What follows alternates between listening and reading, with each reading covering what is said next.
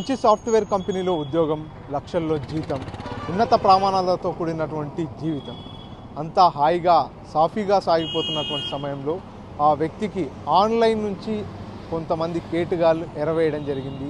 ఆ ఎరకు బలై నిండు ప్రాణాన్ని బలికొనడం జరిగింది. నారాయణపేట జిల్లా కోస్గి మండలం పోతిరెడ్డిపాడుకు చెందినటువంటి వెంకటయ్య అనేటటువంటి వ్యక్తి హైదరాబాద్లోని ఓ సాఫ్ట్వేర్ కంపెనీలో ఉద్యోగం చేస్తున్నాడు. నెలకు ₹1,00,000 పైచిలుకు జీతం వస్తుంది. సో తనకు కొంతమంది ఆన్లైన్లో పరిచయం కావడం జరిగింది.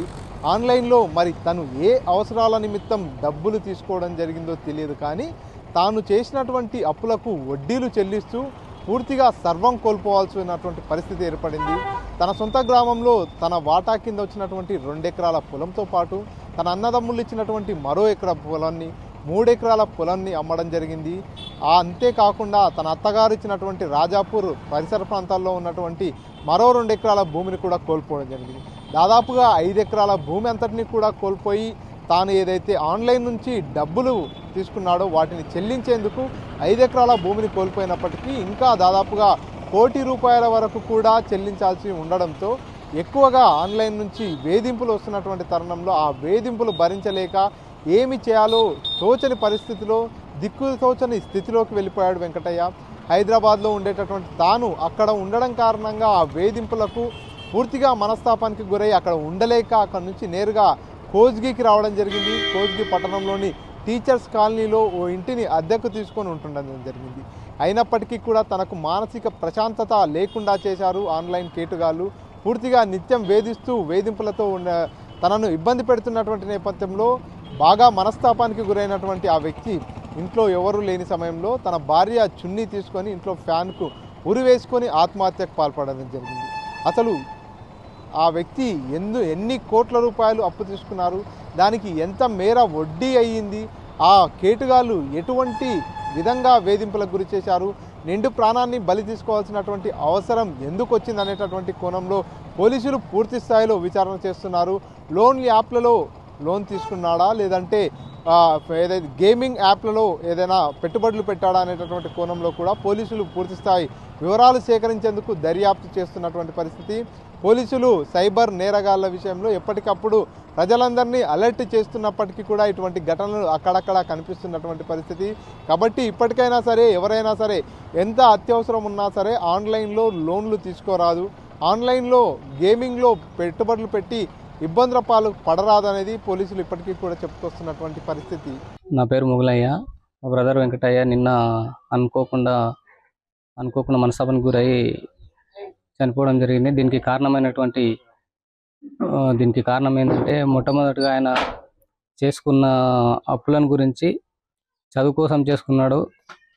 D pharmacy, M pharmacy, B pharmacy, PhD కూడా అయిపోయింది. మొన్ననే రీసెంట్గా 2 months అయిపోయింది డిగ్రీ పట్టా వచ్చి. అనుకోకుండా అప్పులు చేసుకొని చదువుకొని దాంతో కొంత భాగంగా వాళ్ళ ఫ్రెండ్స్ తోటి సజెషన్ తీసుకొని కొన్ని ఆన్లైన్లో అప్పులు తీసుకొని ఆన్లైన్ల ద్వారా బయట వాళ్ళ దగ్గర కూడా అప్పులు తీసుకొని అవి కట్టలేక భరించలేక అనుకోకుండా నిన్న చనిపోవడం జరిగింది. ఈ విషయాన్ని గమనించి మళ్ళీ ఎవరు ఇలా చేసుకోవద్దని చెప్పి మనం చేస్తున్నాము. ఆయనకున్న అప్పుల్లో కొంచెం మాకున్న కొద్ది భూమిని కూడా అమ్మి కట్టేసినాము. అయినా కూడా ఇంకా సరిపోలేదని చెప్పేసి బయట వాళ్ళ టార్చర్ కొంచెం ఎక్కువైంది. నేను సహించలేకపోతున్నా. ఈ ఆన్లైన్లో వాళ్ళు కూడా ఊరికే కాల్స్ చేసి ఇబ్బంది పెడుతున్నారు.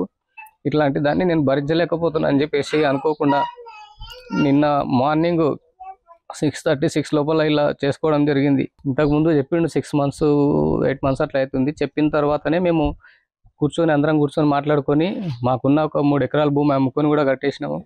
అట్లాగే వాళ్ళ అత్త వాళ్ళ ఊర్లో కూడా 2 ఎకరాలు ఉంటాయి, అది కూడా అమ్మేసి కట్టేసినాం. దగ్గర 1 కోటి వరకు కట్టుకున్నాడు అక్కడిక్కడ. అది ఏం చేసిండు అనేది కూడా మాకు ఇంతవరకు ఏం చెప్పలేదు. ఎందుకు చేసినావు, ఏం చేసినావు అంటే ఏం చెప్పలేదు దాని గురించి. ఏమంటే అప్పులు ఉన్నాయి, నాకు కుదరట్లేదు అని అన్నందుకు మేము మాట్లాడుకొని ఇలా చేసి భూమి అమ్మేసి కట్టినాము. అయినా బయట వాళ్ళ టార్చర్ కొంచెం చిన్న అమౌంట్ తీసుకున్న వాళ్ళ టార్చర్ ఎక్కువైందని చెప్పేసి మనస్తాపానికి గురయ్యి ఆన్లైన్లో తీసుకున్న అప్పులు కూడా వాళ్ళు కూడా టార్చర్ భరించలేక అనుకోకుండా ఇలా చేసుకున్నాడు. ఇప్పుడు ఆయనకు అప్పు అనేది ఎంత ఉందనేది చెప్పలేదు ఇంతవరకు. అయితే మేమైతే 45 ప్లస్ ఒక మేము ఒక 45 కట్టినాం, వాళ్ళ అత్తవారు వాళ్ళు ఒక 70 వరకు కట్టింటారు. అప్రాక్సిమేట్లీ అది ఎంత ఉంది ఏమనేది మాకు తెలియదు. ఇంకా కొంచెం ఉంది. ఆ చిన్న చిన్న అమౌంట్ల వాళ్ళ వల్లనే నాకు ఇబ్బంది ఎక్కువైతుంది. 40, 30, 40,000, 30,000, 50,000 వాళ్ళ టార్చర్ ఎక్కువ ఉంది నాకు. వాళ్ళ బాధల్ని భరించలేక ఇట్లా చేసుకుంటున్నా అని చెప్పేసి ఈ విధంగా మాకు ఇన్ఫర్మేషన్ ఉంది. నా కాళ్ళ మీద అయితే వాడే అమ్మా ఇక నాది అయిపోయింది, నువ్వెట్లన్నా బతుకు, నువ్వేమన్నా చేయని, ఎందుకు అప్పట మాట్లాడతావు, ఇంత చేయంగా కూడా ఇట్లీ చేస్తావురా, ఇంకా ఈ బంగారం అమ్ముకో, ఇంకా చెల్లెలు ప్లాట్ అమ్ముకోరా, రాని అప్పులలో ఎవడొస్తాడో కడదాం, మంచి అప్పులలో రాని కడదాం, అప్పులలో పిలిపియవు చెయ్యవు, నాకే చేతికి అంటావు, నువ్వేం పని చేస్తున్నావు నాకు అర్థం కాదు కొడుక, పిలిపియన్న. నీకు తెలియదమ్మా, నేను నాకు మస్తు దోస్తులు ఉండరు, సార్లు ఉండరు, నేను అక్కడ తీసుకున్నా, నాకు లేకుండా నా జాబకు లేకుండా సూచిస్తారా అని. ఇక నాకు తెలియదు కొడుక, నీవు ఇన్ని మాటలు ఇట్లా దొంగలు చెప్పాల్సి ఇప్పుడు కూడా గట్టి ఏం చెప్తున్నాను సార్, నేను ఇట్లా చస్తాడు అనుకున్నాను. ఏం చెప్పకుండే ఇట్లనే 10 అందరూ అన్నది వస్తాడట అట్లా అప్పలాంటి పిల్లలు అంటే ఏడికి వస్తాడట, దగ్గర పోయి కూకొని అందరూ కూకొని మాట్లాడి ఎందుకు వస్తావురా అంటే, నాకు ఇట్లా పైసలు బాగా చేసిన అంటే ఇట్లా చేసినావు అట్లా చేసినావు కోపమైనాం. ఇక కోపమైనాక ఇక ఏడికి వస్తావా మన భూమి కడతాము అంటే అని 3 ఎకరాలు అవి కట్టినాము. 3 ఎకరాలు అవి కట్టినాము, అయిపోతుంది అన్నాడు. మళ్ళా అత్తలు 2 ఎకరాలు అవి మళ్ళీ కట్టి ఇక అయిపోయింది అనుకున్నాము. అయిపోయింది అన్నాక ఇక కట్టిన 1-2 నెలల నుంచి మళ్ళీ ఇప్పటిదాకా మళ్ళా ఇక పైసలు కావాలంటే ఏం రా ఇట్లా ఏ పడుతుంది, ఏం చేస్తామని ఏడల మేడ గప్పు కూర్చున్నట్టు కదా ఇక ఇంత రూమ్లో కిరాయి రూమ్లో ఊరి పెట్టుకున్నట్టు వచ్చిండు. ఇక మేము మాట్లాడాలి పలకలేవు. నా పేరు బాలరాజు, కోస్గిఎస్ఐగా పనిచేస్తున్నాను. నిన్న మార్నింగ్ టైంలో 6:30 టైంలో ఈ కోస్గి టౌన్లో గుడిసె వెంకటయ్య అని ఒక అతను సూసైడ్ చేసుకున్నాడు ఊరేసుకొని, అతని కిరాయి ఇంట్లో. అంటే మేము అక్కడికి వెళ్ళి చూడగా అతను అప్పటికే ఊరేసుకొని చనిపోయి ఉన్నాడు. మేము అతని భార్యను ఎందుకు కారణాలని ఏందనేది ఎంక్వైరీ చేసుకుంటే, ఇతను ప్రైవేట్లో ఇంజనీరింగ్గా పనిచేస్తుండే హైదరాబాద్లో. తర్వాత 4 ఇయర్స్ నుంచి ఇక్కడే ఉంటున్నారు కరోనా టైం నుంచి.